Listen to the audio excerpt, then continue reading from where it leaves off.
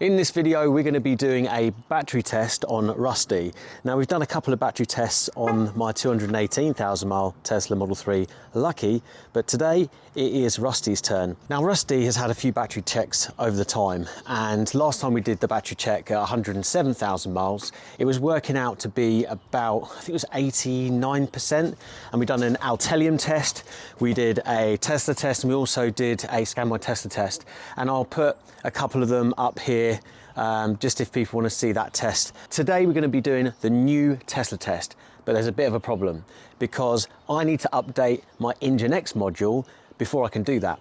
The Ingenext module gives this Tesla Model 3 long range the performance of acceleration boost. So it's this Boost 50 module, and check out the video up here which is a way to upgrade the power and performance of your long range and standard range Tesla Model 3.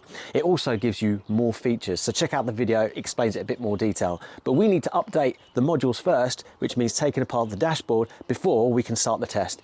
But we're going to swiftly do that because it shouldn't take too long, and then we'll get on with the test and find out what this 123,000 mile Tesla Model 3 battery is like. So as you'll see, the vacuum has been out because it was pretty mucky in here. I put the seat right back, and we basically need to get up in here, take this bit off and expose the modules. This Ingenext module plugs into the VCU, the main ECU, and it kind of tricks the Tesla computer thinking that it's got the acceleration boost. Now, obviously, if you were to have it on your car and you're still in warranty, you know, it could void your warranty if Tesla find out. So be careful with that. But Ingenext, this company here, so what does it say? It says extend the power.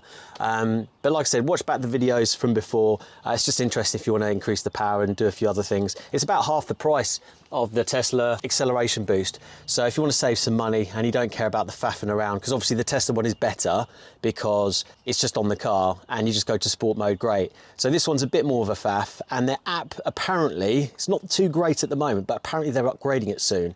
And the good thing about the Ingenext app is you can turn the traction control off, put it just rear-wheel drive mode and loads of other features. But like I said, watch those other videos to understand a bit more about it. But we're going to do that and then get on with the test. So now that's down, we've got the two modules just there, 1 and 2. But before we start unplugging them, we need to go to safety, we need to go to power off. Power off. There we go, we're dead. Oh no, we're off. So now I'm going to unplug those and work out which one I update first, because they both need updating. So I've just pulled them out, I'll show you here. So we've got the two modules, one that says nice try, which needs updating for software for this new battery test, and the other one which is the Boost 50. And the reason why I'm updating the Boost 50 is because if you go back and watch the videos of the remap of Tesla Model 3, which is this one, you'll see that not all the functionality is working. It's because it just needs updating. So once I do that, it should actually have those extra functions like self-opening doors, and there's like factory reset and a few other ones as well. So we can have a play with them afterwards as well.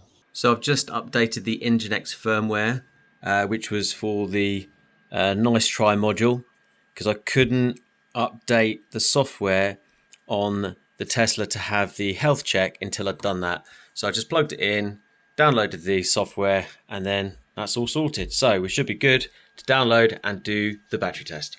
I'm now updating the Boost 50 module, and that's going to give us those extra functions that I couldn't get to work last time. So I'm back outside because I'm going to refit the modules, the nice try and the Boost 50, and hopefully that'll all work and I can update Rustee and we can do the battery test. Quite a cool feature is when the modules are unplugged, they have these kind of bypass plugs that you can put in.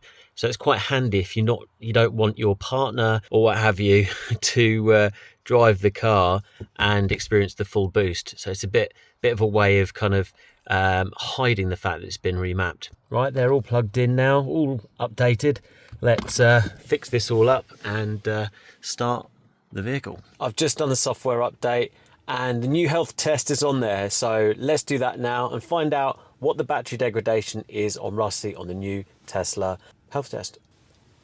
So Rustee's done 124,000 miles. He's really racking up the mileage.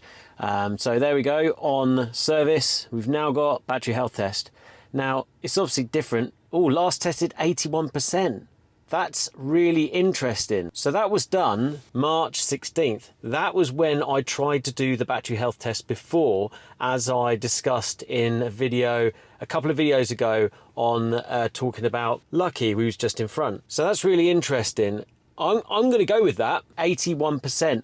That's not great. I mean, clearly, I wonder why it's so low now. Because last time I tested it at 107,000 miles, it was sort of circa 86%. But yeah, that has taken a bit of a pasting. And I don't think I've done that many DC charging miles. Whether the Ingenext Boost has made a big difference to that. So I've now got two Tesla Model 3s, one with 71% battery health and one with 81% battery health. 81% battery health, 124,000 miles on a 5-year-old, 2006, no, nearly 6, 5.5-year-old Tesla Model 3. So I was thinking about this the other day. So there's obviously a lot of Tesla Model 3s, not that many, but being crashed, Tesla Model 3s.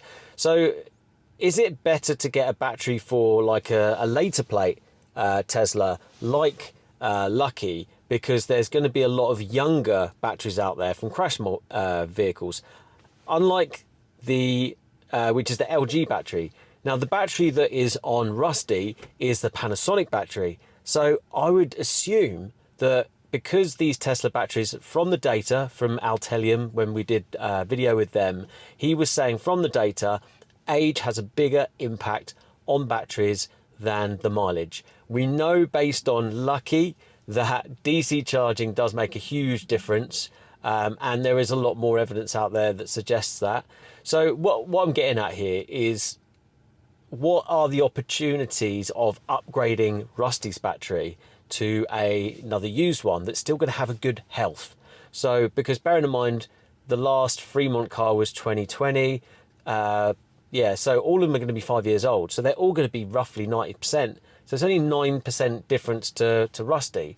So in the future, is it going to be the fact that Lucky over there is going to have the opportunity of a fresh battery that will be at least sort of 90-95%, and then this vehicle, this Tesla, which has got a lot less miles, I mean, it's got 100,000 miles, pretty much less than Lucky over there, will have a much lower range, which is a bit strange, really.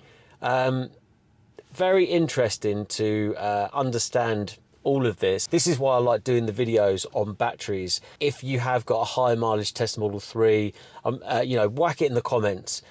What's the percentage on your battery? It's very easy to do the battery health test now.